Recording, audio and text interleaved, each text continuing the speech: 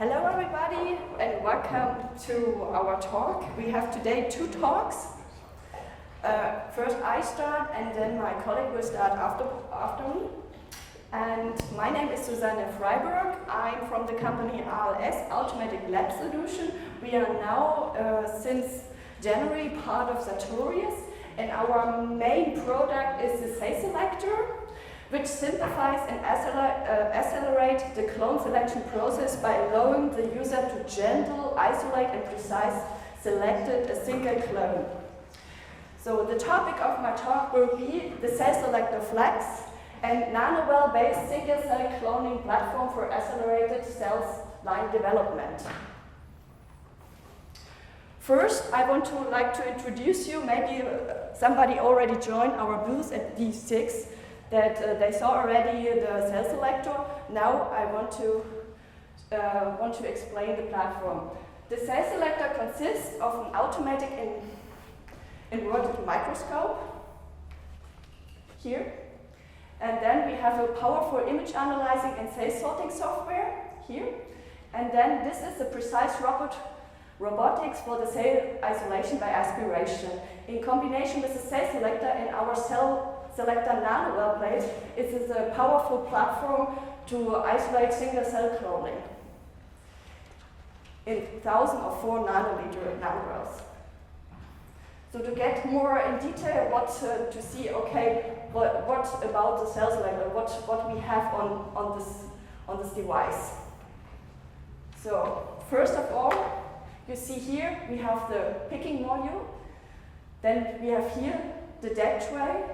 This is you can place on the deck tray your destination plate, as well as your tank, which is filled up with buffer or a sterilized buffer. And also, it's also possible that you can cool or heat the deck tray for your destination plate. On the other side, you have this inverted microscope with a CDC camera, which have inside in the device a filter wheel with different kind of filters for the fluorescence. And then you have a motorized objective aurora that contains from 2x to 40x. And then you also, this is also our famous, is also that you have the motorized high precision X and Y stage with autofocus for the source plate where you put your cells to continue your process.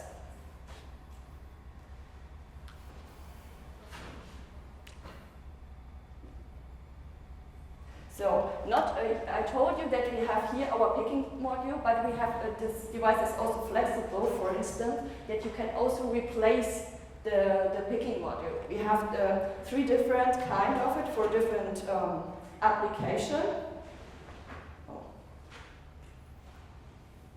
One called it the single cell module with a glass capillary that you can pick as well as suspension cells. Even also if the cells are not too big, you can also pick arterial cells as well. You also can pick stem cells, and with the other squared module we have, you can pick also arterial cell colonies, for instance organoids, also bigger stem cells. And last but not least is basically the semi-solid media module. That is basically if you have like CHO cell line growing on a semi-solid media, then this would be the choice of that. And of course, what is also good, when you replace the tool, basically it goes automatically detected if you install it on top of the cell selector. You don't have to do recalibration and so on. It is automatically saved in this device. Because I'm talking today about the single cell cloning, therefore we use for this kind of technology for the cell line development the single cell module.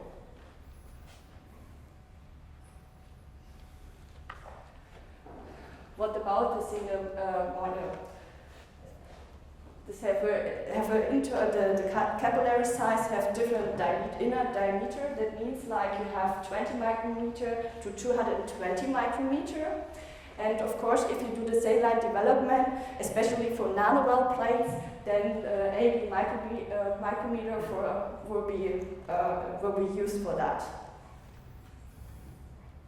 Then you also have a controlled aspiration from 0.2 microliter up to 10 microliter. There is a lot of flexibility. Usually we use for isolation of cells really less volume, but this is possible. This is feasible that you also can use a high number of volume as well if you need it. And then what we also it's also very important that we have it's here inside. It's basically a touch sensor. That means like if you click on that, they recognize that, and then you know where is your button. That's useful basically when you use the tool for calibration the capillary before you start your picking process. It is very useful that the user don't break the glass capillary so easy, because it's a gentle down. They move really gentle down and touches the surface and say base is touched, and then you can go up again, and then you'll be safe and you don't break any glass capillary.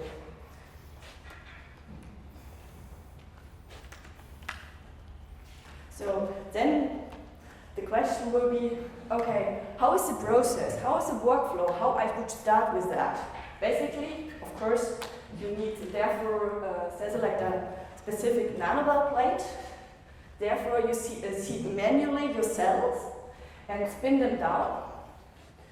And then you place your plate onto the stage of the cell selector, and then you start the scanning process and you screen for the molecularity. And then after that, you bring it back. You bring the plate back to the incubator, growing over a certain time, and then rescan it again, and then after that you transfer the clone in the destination plate, either 96 well plate or 384 plate. You see here an example. Basically on day 0, you have one single cell, and in the beginning, of course, if you don't know how fast your cell line grows, then you do like a genetic first, like a genetic thing, and then you scan that every day, like day 1, day 2, and day 3, and day 4. Because it's also important, because that if the nanowell is completely full, it's also then possible that you get this will overgrow, and then you cannot prove really when it's overgrow that you really still have in the neighbors of your wells single cells still there.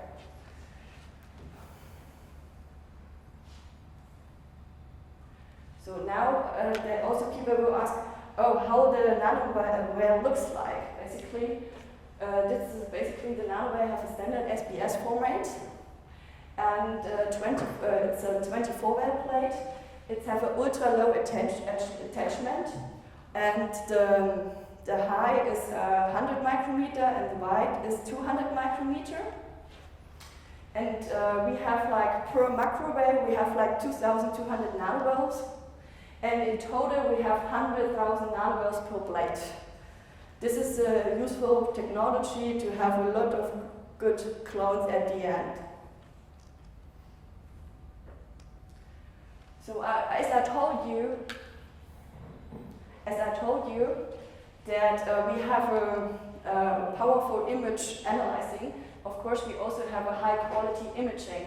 This allows reliable single cell detection. And it has an integrated molecular proof. So therefore what you do, like you seed your cell and scan it in bright field 10x, and the software automatic identify the single cells, and then you can then transfer it, then you can, and what you also have, what you don't need, you have to stain it, and it's also easy to find the cells compared to a 96 well plate or 384 well plate. Because the nanowell, it's, I told you the size already, it's really easy to find under the microscope compared to the other plate types.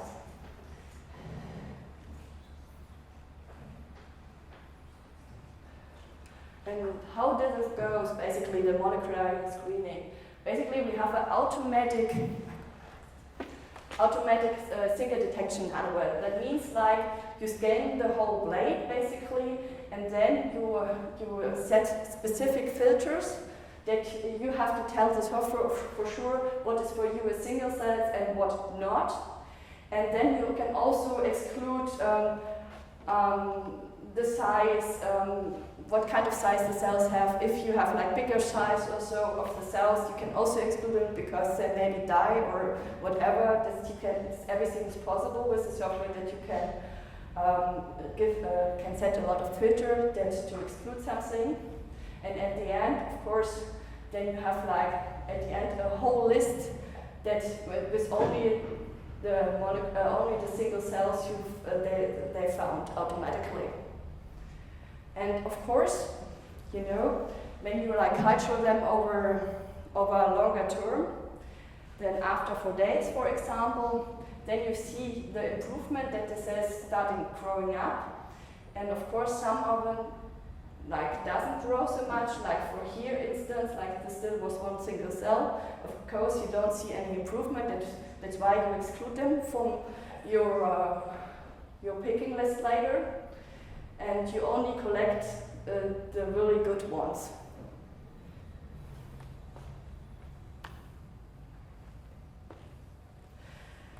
What is also good about it is each single nanowell or clone will get a unique ID that you still identified your clone in over the whole process. Even like if you export your data, you can find it because you see here every nanowell or clone gave an ID, and then you will find everything, because when you have like the ID, you have also then the picture belongs to that.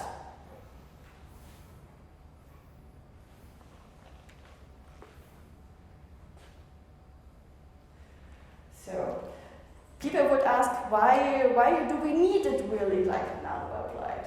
You know, the reason is, you know, when you have like a 96 well plate or a 384 plate, you know, you have like only one single cell, and the single cell feels a little bit lonely, and that's why he thinks, maybe I grow or I don't grow or I die. Therefore, the nanowell plate comes in the game.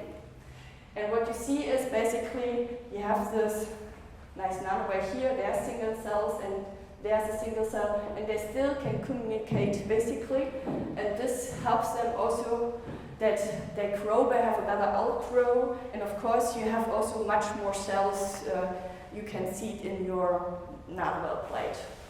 And they feel more happier, and then you get better, it's a better robust system to use this kind of nanoplate for the cell line development.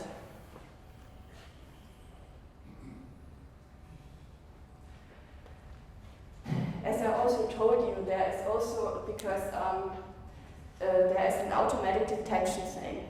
Basically, they can sort, can rank, and review the cloning to be record.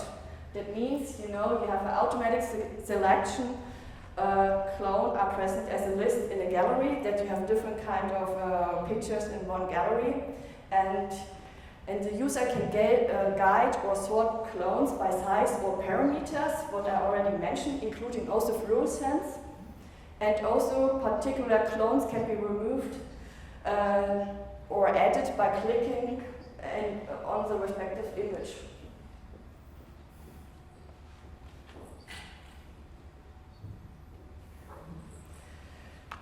Now also, how does it work, the picking process? The picking process have 100% efficiency of clone transfer.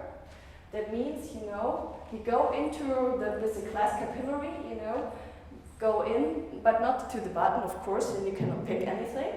Go to the halfway, and you aspirate your cells, and then you go to your destination blade and release your cells. Release your complete cells.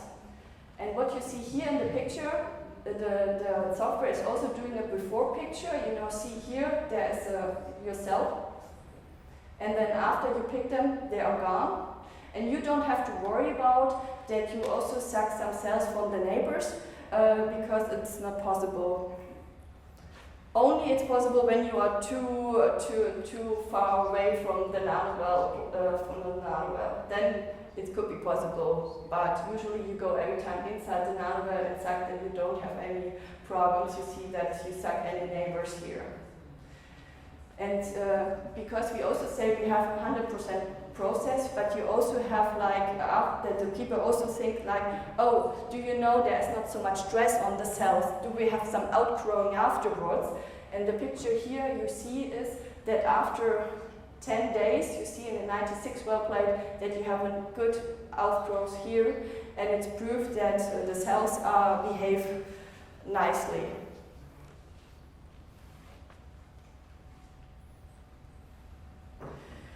And there was also some interesting question also on the booth as well, that how do I know basically that we don't have cross-contamination?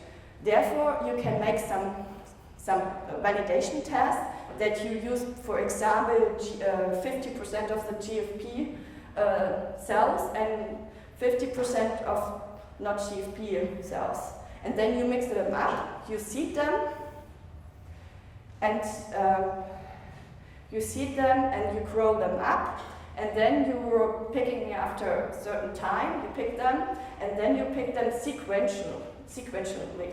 That means you pick first the GFP cells, and then the next you will pick the non-GFP cells, and this looks like this in this picture. You see it here. They will scan afterwards. That means like you have here this GFP and non-GFP, GFP and non-GFP, and you can do it like this way. And what you see is here, you don't have any signal here with no GFP here. That means you don't have any cross-contamination. Of course, you can also check it in an imager as well. This shows you basically, do you see any, you can see any intensity, fluorescence density, and what you see here, where no GFP, there also was no fluorescence detected.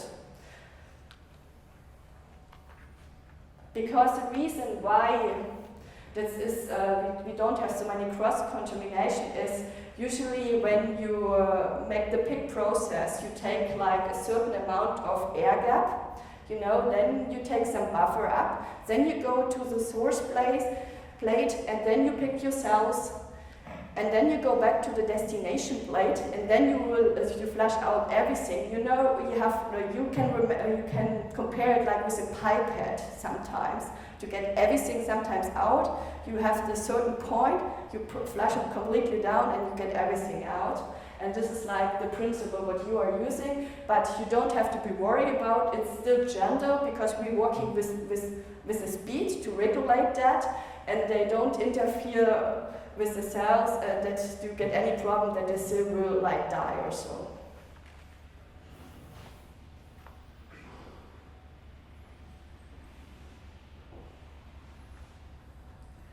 So now there's also an option now, not only that you only do the cell line development only with some cells. It's also possible that you can use the things that are working with a productive assay. That means basically that you start first to seek your cells on day 0, screen them for molecularity, that you have one single cells. And it depends when you add your beads mix with antibodies which are labeled with a fluorophore. It depends on the cell line what is better or on the process. And then you add them. Overnight you let the beads falling down. And then the next day, or like basically on day 3, you screened it again. And what you see that the intensity goes up here. You see it, this is yes, A488. A good fluorescence signal you see here. The cell line, you know, secreted some antibodies here, and you see it now. It's have a high intensity here shown here. And then afterwards, you of course then you transfer to a 96 well plate or to the 384 well plate. And of course the whole process, I didn't tell you that, get recorded, and even like when you report them, you have all the information in the software. And also if you export the image, you have an imprint basically for the QC. Basically you have the ID number, when you have the date and the time when the cells was picked, and even like which objective you have using.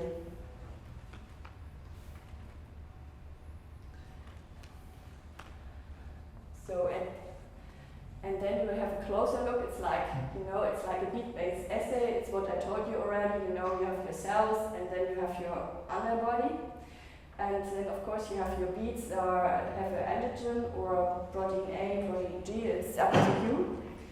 And yet then you have your fluorescence labeled antibody, and then if the cells secreted, then you have some nice fluorescence signal.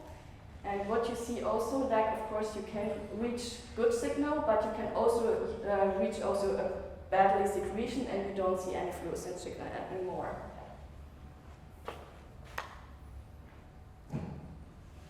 Of course, there's not only a bead assay, there's also other opportunities for secretion assay. Basically, that you can coat your plate with antigen or protein A or protein G.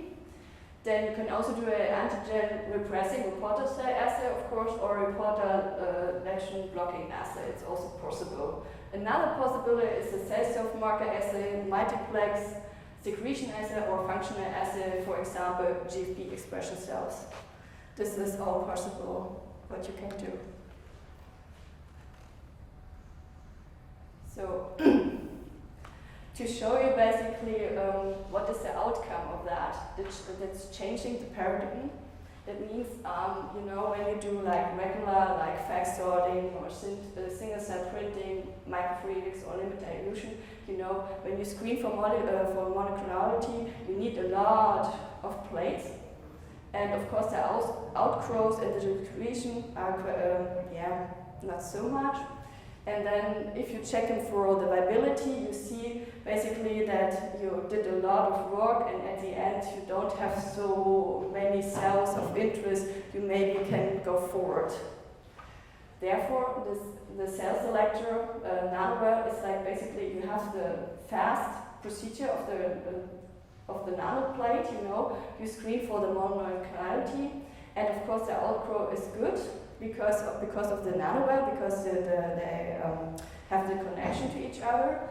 And at the end, if you transfer it, then every well is a winner, and of course you don't have so many costs and material resources you waste. Basically, you only have few plates, and then you can go ahead with your downstream or upstream analyzers.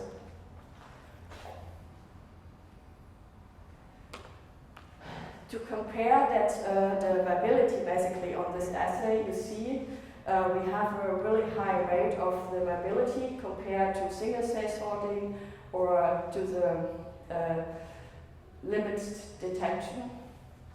You see it here. You have 95%.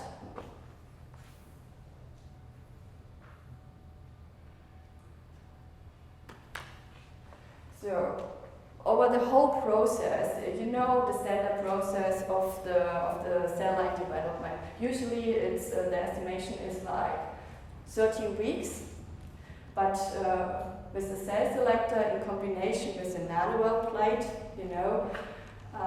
you can be done in 8 weeks to be finished. And this is a good opportunity basically that you can do also something different as well. And of course it's saving time and cost, and you can continue your work and can do something else as well, or can redo something when something didn't work out so well. So the benefit is, of course, it's performance. Of course, you get molecular proof Then you have a viability assessment, and then you have 100% of export clones, of course. And then it's also possible that you can also, antibiotic selection during the clone step is also possible. And the reliability is that you have a high quality imaging, then 100% selected clone recovering without clone-to-clone contamination. And then you have disposable single-cell use, capillary and nanovel plate to avoid cross-contamination. And then you also save time, of course, cost, and you reach also more viability clones out of that. And you don't need some additional image system for molecular assessment. And of course it's flexible because it's compatible with various of cell lines, like CHO cell line, HEX, SF9, NSO, no limit of cell size because of, I told you, we have different kind of exchangeable tools. And it's also easy cell density or media optimization and compatible with a array of workflow. And is also compatible with standard or customer source and of destination plates. That means basically you don't have to order only from a specific company or so, because you can use different kind of suppliers of 96 well plate or 384 well plate. And of course it's easy to use. You have a simple sample preparation and user-friendly software that guides you to the whole thing, and no routine maintenance necessary.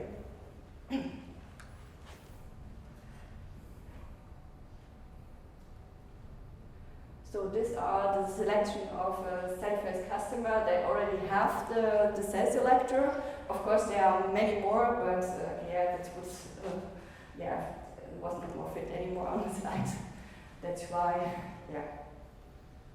And then now, thank you, and thank you for your attention. And if you have further questions, then I can leave. Yeah.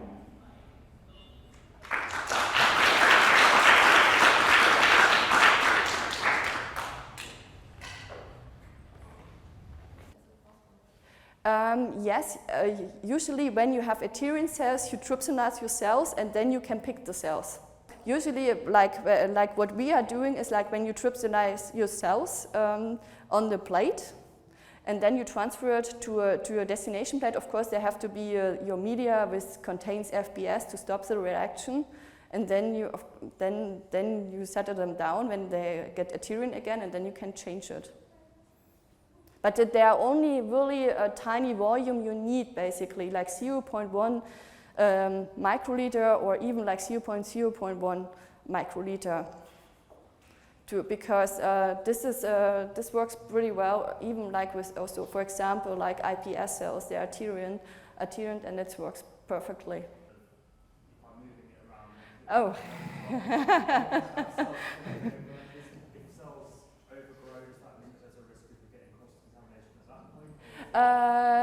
No, basically when they overgrow, they only can grow in another nanowell, you know. That's why you have to find the right time before they do the outgrow so much, you know. Usually you do like over a certain time, and then you look which is the best time to pick them before they overgrow, you know.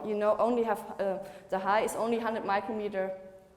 And of course, it's also the other question you mentioned is the handling. Of course, you have to be really, when you transfer your plate, of course, you have to be carefully handle this, because that they don't swap the cells from one well to another well. But a lot of customers using it, and they don't have so many problems with that, because usually what we tell them, like, okay, there is some strategy how you handle this, what we show them, and that you don't have so much issue with that.